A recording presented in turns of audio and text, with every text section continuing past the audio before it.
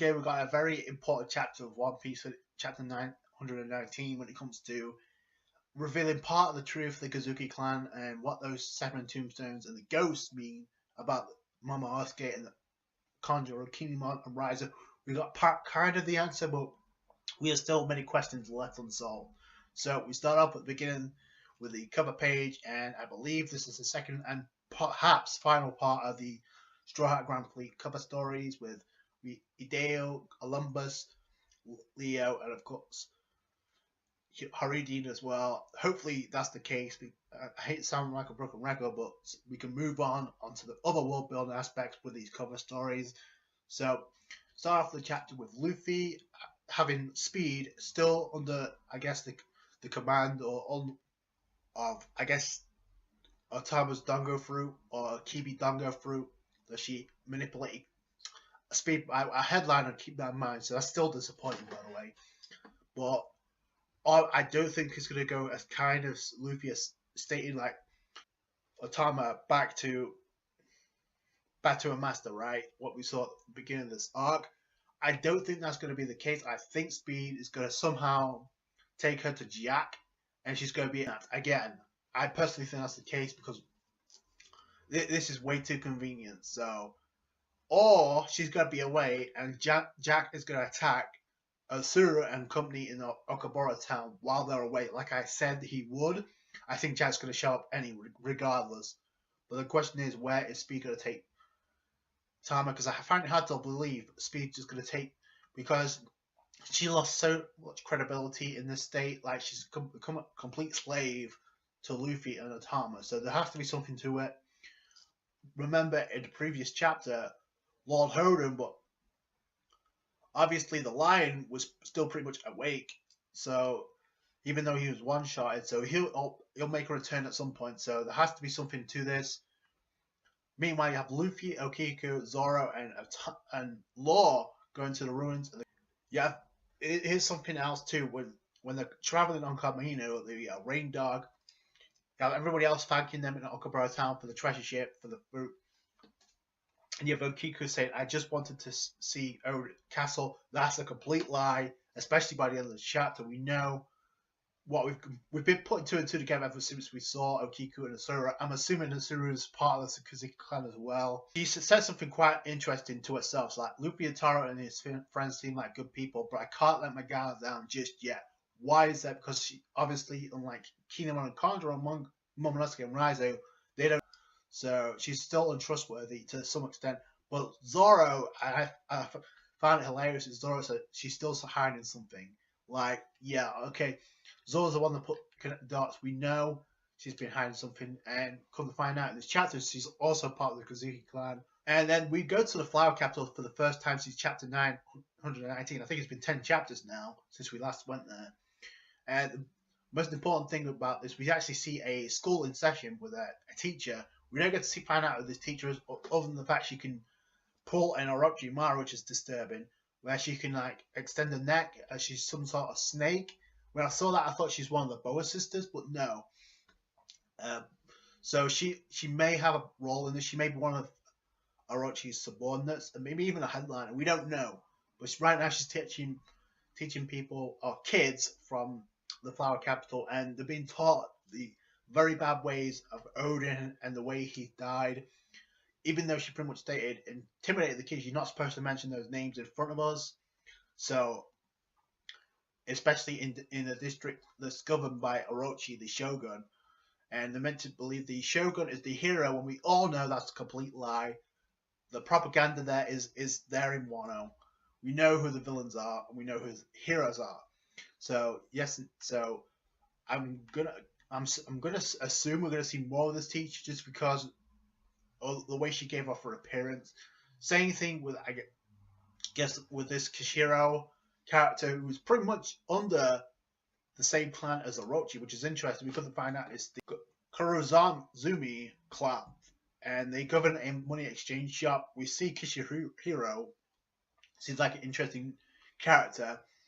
He has a similar kimono to the one that Zoro and Luffy have combined, I think. So he knows about the Kozuki clan as well, because 20 years ago, Oden's wife spoke before she died, and she spoke, and then I guess that's why she got bored alive. So I'm guessing that's the same thing here. So he knows about the Kozuki clan, and then he also knows about the 9 shadows across the moonlight nights of the 20 years.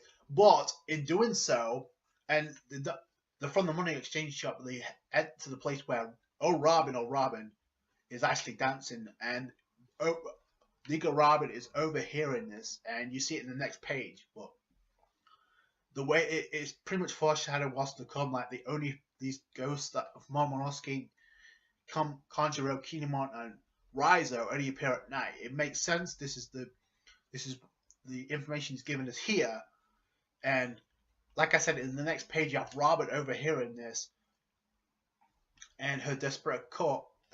Listen to this. Her desperate cause, the Shogun Orochi saw it, through it.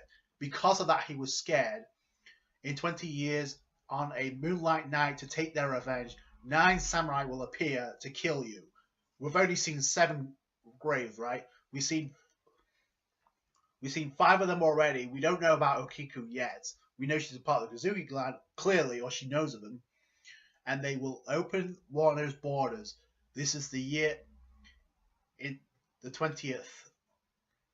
So this is the 20th year since Odin died, and apparently, I'll give you the explanation whether you think it makes sense or not when it comes to Kinemon, Kanjuro, and Raizo. I'll leave you to decide, but that's why Shogun Orochi is scared. So, in the meantime, you have Robin dancing, and she's kept getting wind of this, and there's a reason why it's focusing on Robin and not Usopp or Frankie, because they may not know.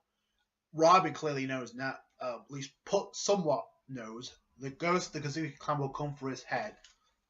So, I don't know if she knows in detail, but she definitely knows there. So, it's interesting to me because Robin's goal is to, like, obviously meet the Shogun so she could actually end up looking for the raw poneglyph. That's her role there. So, but it's interesting that was brought up in front of her. Like I said, did the rest of the crew know that was in the Flower Capital? Zoro knew, and he discovered it here, and that's pretty. Luffy sees the gravestones, and like us, he's like calling it out. What the hell is this? And if they died, how can they have done what they did if they're ghosts? It doesn't seem logical. It says they appear only at night, but we know they've already appeared during the day. So what is going on? I mean, I don't think it was night in Punk Hazard. It surely wasn't night in Dressrosa. And what's the deal here? So, meanwhile, while Law and Luffy are having a conversation about this, he disappeared. And Law thought it was his own reason, but he's pretty much on the toilet because he's got diarrhea. I'm assuming it may have something to do with the contaminated water, because we see Law talking about Beppo. He says he's pretty much got diarrhea too. So I'm guessing it's only to do with the contaminated water. So, anyway, the most important thing here is not only that, but we also get to see the rest of the crew. And this is disturbing because we see Lord Kinemon and Okiku just dive straight into Kinemon like a wife would jump straight into her husband. But you clearly hear he's got diarrhea, right? So that's disturbing. This is confirmed. She's a part of the Kozuki clan because she's like, Kiku, why are you with them? Why didn't you let me know you returned? So I was so worried. A lot of secrets, and we see Momonosuke, and apparently he's been training with 2 swords now. They do mention something about a 2-sword place, as in 2 swords that I'm assuming. So that could be some type of foreshadowing for an opponent for Zoro. So look, I was just practicing my swordsmanship. And then the most important thing here is we see Sanji and crew. No, I said in my previous review we had to see Sanji again just because it seems like it's building towards a reunion. So we see Sanji, Nami, Chopper, Brook, and Carrot. So that's cool.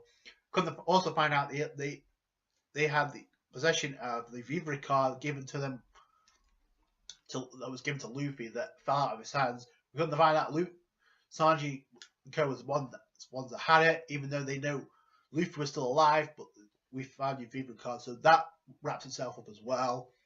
Kind of figure that'd be the case. And if you notice, you got Carrot jumping into Luffy, and I think Chopper does the same thing, but if you notice, Momonosuke kind of does the same thing to Nami. Typical Momonosuke. And then to talk about when it comes to Lord Momonosuke. Notice how it says Lord Momonosuke, but we don't know what Momonosuke's role in this is yet. That I kept it all a secret from you. And Luffy probably says one of the most intelligent things yet when he says, "You're keeping way too many secrets from us. Just tell us everything. They should have done this from the start. There would have been no issue, right?" So I still think there's a reason why they hit this, even if they clearly asked for Luffy and Law's help take down Kaido, right? Then you see Okiku, and I hope this is not the case where Okiku's kind of like sitting in place like a wife and queen and a king would do next to each other with Kinemon. I hope that's not the case for Okiku's sake. I'll say that much. But it ends the chapter with there's the three of us here before you as well as Kanjuro, Ryza, and all of us together. Five of us we hail from the past, so including Momonosuke, and it has to be Okiku now because there's only 4 people. So we hail from the past. What does this mean for Asuru though? Because she has clearly part of the crest. So is she part of this too? Because there's 9 ghosts, right? There's 9 spirits. Asuru must be one of them because her introduction was completely suspicious.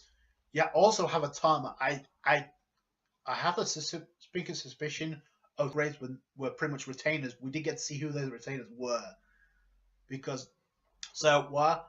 And then the truth is, we were sent here through time from Wano country of 20 years ago. How were they sent back in time? Is this a haki that Lord Odin made? What's going on? Was it a spell? Because it clearly indicates that Momonosuke is dead too, because they're pretty much ghosts at the point. So that part is true. How they're appearing now. I hope we get that answer next chapter. But that's pretty much the chapter. So I'm guessing Atama has to be a ghost and a Suru too. Let me know what you guys think down below.